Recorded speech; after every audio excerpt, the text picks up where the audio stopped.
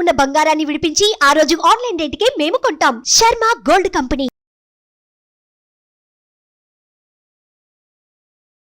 Hi, welcome to our channel. ఈరోజు మనతో పాటు ఉన్నారు భారతీ శంకరపీఠ వ్యవస్థాపకులు శ్రీ అన్నవరపు తిరుపతిమూర్తి అవధాని గారు. నమస్కారం గురువు గారు. ఓం శ్రీ మహాగణాధిపతయే నమః. శివరాత్రి 3 రోజుల ముందు నుండి పూజ మొదలుపెట్టి శివరాత్రికి ముగిస్తున్నారు కదా గురువు గారు.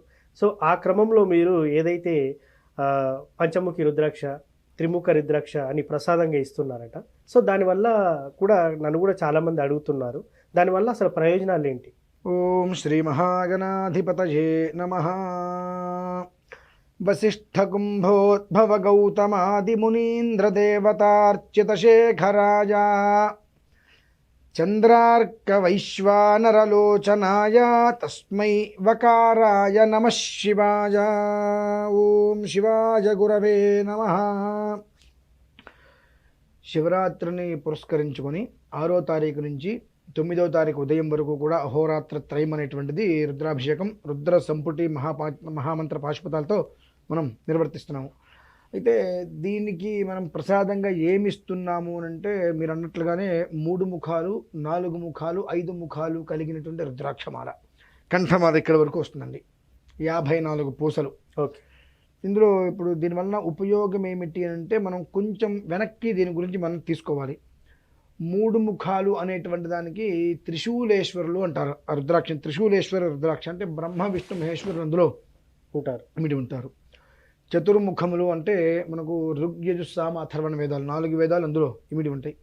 5 ముఖాలు సద్యోజాత వామదేవ అఘోర తత్పురుష ఈశాన 5. ఇవన్నీ కూడా ఎలా ఉంటాయంటే మనకు సంస్కార ఛందోబద్ధంగా దీన్ని కనుక మనం తీసుకున్నట్లయితే కనుక 4, 3 అంటే సప్తహ అంటే 7, 7 అంటే సప్తహ, సప్త అంటే సప్త సాగరాలకి కూడా అది మూలం. ఈ 7 మనం ఈ 5 కలిపితే 12. 12 అనేటువంటిది ద్వాదశాదిత్యులు, ద్వాదశాదిత్య స్వరూపం. అలానే 12 అంటే 1, 2, 3. దీన్ని తీసుకుంటే మనకు మళ్ళీ త్రిశూలేశ్వర స్వరూపం. అంటే ఎటు నుంచి ఎటు చూసినప్పటికీ కూడా చతుస్సాగర పర్యంతం మనం చెప్పుకుంటూ ఉంటాం. అంటే ఒక 4 సాగరాలు ఎలా అయితే ఉంటాయో అలానే సప్త సాగరాలు, అలానే చతుర్వేదాలు, త్రిశూలేశ్వరులు బ్రహ్మ విష్ణు మహేశ్వరులు, మిత్ర రవి సూర్య భాను ఖగ పూష హిరణ్య గర్భ మరీత్యాదిత్య సవిత్రార్క భాస్కరేభ్య అనగా 12 మంది సూర్యనారాయణ స్వామి, ద్వాదశాదిత్యులు వీళ్ళు 12 మంది సూర్యనారాయణ స్వాములు. ఒక 12 మంది విధానాలు కూడా అందులోనే ఇమిడి ఉంటాయి. అటువంటి ఒక్క రుద్రాక్ష మన హృదయాన్ని తాకుతూ ఉన్నది అంటే మనకి ఈ వ్యాధి అనేటువంటిది ఉండదు. 2 ఈ బాధ అనేటువంటిది ఉండదు. అన్నిటికీ మించి ఇది మెడలో వేసుకోవటం వలన ఐహిక సుఖాల నుంచి బయటపడతారండి. నిజంగా ఒక రుద్రాక్ష వేసుకుంటే రోగాలు పోతాయి, సుఖంగా ఉంటుంది అనేది ఎంతవరకు వాస్తవం అన్నమాట? ఇప్పుడు ఒక రుద్రాక్షకి భద్రాక్షకి తయారీ రుద్రాక్షకి తేడాలు ఉంటాయండి. స్వతసిద్ధంగా చెట్టు నుంచి తయారై వచ్చినటువంటి రుద్రాక్షకి ఒక రేగి గింజని తయారు చేసే విధానానికి తేడా ఉంటాయి. అవి వేసుకుంటే ఎన్ని వేసుకునే ఉపయోగం ఉండవు. మరి ఒక రుద్రాక్ష వేసుకుంటే అంత శక్తి వస్తుంది అన్నప్పుడు ఎంతో మంది సాధువులు చూస్తాం మనం, నాగ సాధువులు, వాళ్ళ రుద్రాక్షలుగా ఉంటాయి. ఇప్పుడు ఆ రుద్రాక్షలు మీరు ఎక్కడి నుంచి తెప్పిస్తున్నారు? మరి కాశీ నుంచి, ఇండోనేషియా నుంచి వస్తాయండి అవి. అవి చెట్లకి కాసిన రుద్రాక్ష, చెట్లకి కాసినవే వస్తాయి మనకు. ఎందుకంటే మనం తయారు చేయడానికి మనకు అవకాశం లేదు. అది నేపాల్లో మొన్న వెళ్ళినప్పుడు చూసాం, కొన్ని చోట్ల తయారు చేస్తూ ఉన్నారు. ఎక్కడెక్కడ తయారు చేస్తున్నారు విధానాలు ఏంటో తెలుసుకున్నాం. ఒరిజినల్ రుద్రాక్ష విధానం ఏంటి, దాన్ని తడిపిన తర్వాత మనం పట్టుకుంటే ఎలా ఉంటుంది, దాని విధానాలు మనం టెస్ట్ చేసుకున్న తర్వాతే దాన్ని వేసుకోవటం వలన అవతల మనిషికి శరీరంలో మార్పులు వస్తాయి అంటేనే మనం అది ఇవ్వగలుగుతాం, లేదంటే కొన్ని ఇవ్వం. ఇందులో ఇంకోటి సార్, ఇప్పుడు రుద్రాక్షలో కొంతమందికి సప్తముఖి, కొంతమంది త్రిముఖి, కొంతమంది 2 ముఖాలు వేసుకోమంటారు. మీరు వాళ్ళ జాతక పరిశీలన చేయకుండా ఎలా ఇస్తారు? మరి విష్ణు విష్ణు విష్ణు విష్ణు ఈ జాతకాన్ని అనుసరించి రుద్రాక్షమాల ధరించాలని చెప్పిన ఎవరండి? ఆ మాట నేను అనకూడదు, అందుకనే ముందే విష్ణు విష్ణు అన్నారు సార్.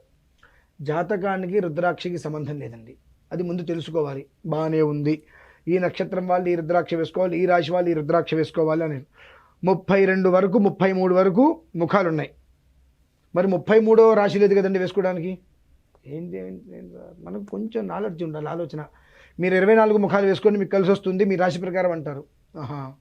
ఉన్నవి 12 రాశులే, ముఖాలు మాత్రం 33 ముఖాలు ఉన్నాయి కదా. చెప్పటానికి ఎన్నైనా చెప్పటం వేరండి, ఆచరణలోకి వచ్చేటప్పుడు దాన్ని ఆచరించడం వేరు. ఇది అయితే ప్రధానంగా ఈ ఒక్క రుద్రాక్షమాల ధరించడం వలన ఐహిక సుఖాల నుంచి బయటపడతారండి. ఓకే. ఐహిక సుఖాల నుంచి బయటపడితే ఎట్లాగంటే జీవితాలు అనేటువంటి ఆలోచన. ఐహిక సుఖములు అంటే మీ అందరికీ తెలిసింది భార్య, పిల్లలు, సుఖము, సంతోషము ఇవన్నీ అనుకుంటారు. కానీ మా ఒక్క వైదిక భాషలో ఐహిక సుఖములు అంటే మనది కాని దాన్ని మనం కొనుక్కొని అప్పుల పాలవటం. అంటే ఏంటంటే మన దగ్గర ఉన్నటువంటిది 10,000, మిమ్మల్ని చూసాం మీరు చాలా మంచి పొజిషన్లో ఏదో కొనుక్కొని ఉన్నారు. వెంటనే నా బుద్ధి మారి మీలాగా ఎదగాలని కోరుకుంటా. మీలాగా ఎదగాలని కోరుకుంటే కష్టపడాలి. కానీ నేనేం చేస్తున్నాను, నేనేంటి, నా సంపాదన ఏంటి, అసలు నా చదువు ఏంటి, నా ఉద్యోగం ఏంటి, నా వ్యాపారం ఏంటి, నా ఇల్లు, నా భార్య, నా పిల్లలు, నాకు ఎంత వస్తుంది, ఎంత ఖర్చు అవుతుంది అనే విషయం నాకు అనవసరం, పట్టించుకోను. మిమ్మల్ని చూసి నేను ఏదో ఒకటి చేయాలంట, 10,000 దగ్గర పెట్టుకొని 90,000 పెట్టి లోన్ తీసుకుని ఏదో ఒకటి కొనేస్తా. కానీ నా సంపాదనకి నేను లోన్ కొట్టలేకపోతున్నా. అప్పుల పాలైపోయాం మనం. 4 నెలలు కడతాం, 5 నెలలు కడతాం, కష్టమో నష్టమో. 6 నెలల 7 నెలలు కట్టలేకపోతే వాడు బండి తీసుకుపోతారుగా వచ్చి. అప్పటి వరకు కట్టిన డబ్బులు పోయాయి, అన్నీ పోయింది. ఇక మళ్ళీ మనం రేపు ఎవరు లోన్ ఇవ్వరుగా. అంటే ఐహికము అంటే మనది కానిది, మనకు లేని దానికోసం మనం ఆవేశపడి, ఆరాటపడి, అప్పు చేసి, తిప్పలు కొనుక్కొని, తర్వాత కష్టాలు పడి అధోగతి పాలవటం. ఐహిక సుఖాలంటే ఇవేనండి. అంతేగాని మన కారులో లగ్జరీగా అవి కావు ఐహిక సుఖాలంటే. మనది కాని దానికోసం మనం తాపత్రయపడి, మనస్సు, మెదడు రకరకాలుగా అన్వేషించి ఏదో చేసేస్తే ఏదో వచ్చేస్తున్న ఒక ఉద్దేశంతో నడిచేటువంటి నడక, తప్పుడు మార్గాన్ని అనుసరించి. తప్పుడు మార్గం అంటే దొంగతనాలు, దోపిడీలు చేస్తారని చెప్పట్లా. తొందరగా ఎదగాలని చెప్పి అప్పులు చేసి, మీ దగ్గర 50,000 తీసుకుంటా, ఖర్చు పెట్టేస్తా, నెల రోజులు ఇస్తా అంట, నాకు దొరకవు, ఇంకొకరి దగ్గర 50,000 అప్పు చేస్తాను, తీసుకొచ్చిన 50,000 మీకు ఇవ్వలేను నేను, అందులోకి 5,000 ఖర్చు చేసుకుని 10,000 నా ఖర్చులకు ఉపయోగించుకుని 40,000 మీకు ఇచ్చి నేను మళ్ళీ ఇస్తానంట, ఇంకో నెలలో అతనికి ఇవ్వాలి. ఇవన్నీ రొటేషన్ పెరిగి ఏమవుతుంది, మన నెత్తి మీద గుదిబండలాగా తయారవుతుంది. ఇటువంటి విధానానికి మనస్సుని వెళ్ళనీయకుండా ఈ 3 ముఖాలు అనేటువంటి త్రిశూలేశ్వరులు, కాల, త్రికాల, నేత్ర, త్రినేత్ర, శూల, త్రిశూల అంటారు. అంటే 9 మళ్ళీ అవి. ఈ 9 అనేటువంటి దేనికి వచ్చిందండి, అది ప్రాజాపత్యాది నవఋషులకు వచ్చింది, గ్రహణవాళ్ళకు వచ్చింది, అంటే నవగ్రహాలు వచ్చింది. అంటే ఈ ఒక్క 3 ముఖాలు, 4 ముఖాలు, 5 ముఖాలు అవి కూడా అంటే మనకు ఇలా ఉంది కదండి. మాలున్నప్పుడు ఇక్కడ వరకు మనకు 50 పూసలు వచ్చేస్తాయి అటు ఇటు. ఓకే. రుద్రాక్షలు ఇక్కడ మాత్రమే 2 వచ్చేటప్పటికి 3 ముఖాలు, 2 4 ముఖాలు మనం వేసి వాళ్ళు వెతుక్కు ప్రత్యేకంగా ఎక్కడుందో అని భౌత దమిటి వెతకక్కర్లా. ఖచ్చితంగా కిందకు వచ్చేటువంటి 4 రుద్రాక్షలు 3 ముఖాలు 4 ముఖాలుగా 2 4 ఇక్కడ పెట్టి ఇవ్వడం జరుగుతుందండి. చిన్న చిన్న రుద్రాక్షలు అన్నీ కూడా. గురువుగారు, ఇప్పుడు ఇది పూజలో పాల్గొన్న వారికి ఇస్తారా, అక్కడికి వచ్చిన వాళ్ళకి ఇస్తారా, ఎలా ఉంటారు? ఇది పూజలో పాల్గొన్న 3 రోజులు అభిషేక విధానంలోని కూర్చో అవకాశం ఉండే ప్రత్యక్షంగా కానీ పరోక్షంగా కానీ పాల్గొన్న వాళ్ళకి మాత్రమే నేను ఇవ్వగలుగుతానండి. ఓకే. ఎందుకంటే ఇప్పుడు దానికి అంత శక్తి మనం చేసినప్పుడు ఆ శక్తి ఎవరి పేరు మీద చేస్తున్నాం అనేటువంటి ఒక విధానం ఉంటుంది అక్కడ చెప్పబడి.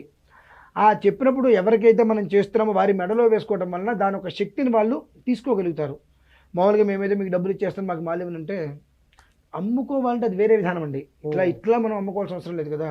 అటువంటిది వాళ్ళకి ఇచ్చిన దాని శక్తిని వాళ్ళు తట్టుకోలేరు. 1, 2 దానికి ప్రత్యేకమైన నియమాలు ఏమైనా ఉన్నాయా అంటే రాత్రి పడుకోబోయే ముందు తీసి పక్కన పెట్టి ఉదయం పూట స్నానం చేసి మెడలు వేసుకోవడం, అంతకుమించి విశేషమైన నియమాలు ఏమీ ఉండవు. ఎందుకంటే అదే మనిషి యొక్క మనస్సుని, నడవడికని మార్చేస్తుంది. చక్కగా మనిషి ధర్మంగా ఉంటే తన ఒక జీవితం శుక్లపక్షంలో చంద్రుని వల్ల ఏ రకంగా అది వృద్ధి చూపిస్తుంది అనేటువంటి విషయం అదే చూపించేస్తుంది. కాబట్టి ప్రత్యేకంగా ఇలా అలా అనేటువంటిది ఏమీ ఉండదండి. కాకపోతే విడిగా అయితే మాత్రం నేను ఎవరికి కూడా ఇవ్వను. సార్, ఇప్పుడు ఒకవేళ నాకు రుద్రాక్ష కావాలి, సో మీరు చేసే పూజలో నాకు ప్రసాదం కూడా కావాలంటే ఏ రోజున మీ పూజకు అటెండ్ అవ్వాలంటారు? మనకు 6, 7, 8 అండి. ఓకే. 9వ తారీఖు ఉదయం వరకు జరుగుతుంది. ఓకే. 3 రోజులు కంపల్సరీగా పూజకు రావాలా? వాళ్ళ ఓపిక అండి. అది వస్తే ఏమవుతుందంటే అండి, వాళ్ళ స్వహస్తాలతో చేసుకోవచ్చు. ఓకే. ఆ అవకాశం ఉంటుందా? అయ్యో, 360 శివలింగాలకు వాళ్ళ స్వహస్తాలతో అభిషేకం చేసుకోవచ్చు అక్కడ. అది యోగం. అక్కడ చేసుకొని 4 రోజు 3 రోజులు అయిపోయింది. 4వ రోజు అంటే మనకు 9వ తారీఖు. 9వ తారీఖు రోజు నాడు అక్కడ ఉన్న వాళ్ళందరికీ నేను అది ఇవ్వడం జరుగుతుంది. అందుబాటులో లేని వాళ్ళకి జాగ్రత్తగా దాన్ని పంపించడం అనేటువంటి జరుగుతుందండి. Thank you sir. అసలు మీరు పూజలో పాల్గొన్న వారికి ప్రసాదంగా ఇచ్చే రుద్రాక్ష వల్ల ఎటువంటి ఫలితాలు ఉంటాయని చాలా చక్కగా చెప్పారు. Thank you. సో చూశారు కదా, శివరాత్రి రోజున 3 రోజుల పాటు పూజలో ఉంచే రుద్రాక్షని ప్రసాదంగా తీసుకొని మెడలో వేసుకుంటే ఎటువంటి ఫలితాలు ఉంటాయో గురువుగారి మాటల్లో విన్నాం. ఇది వాటి కార్యక్రమం. మరో కార్యక్రమంలో మళ్ళీ కలుద్దాం. Thank you.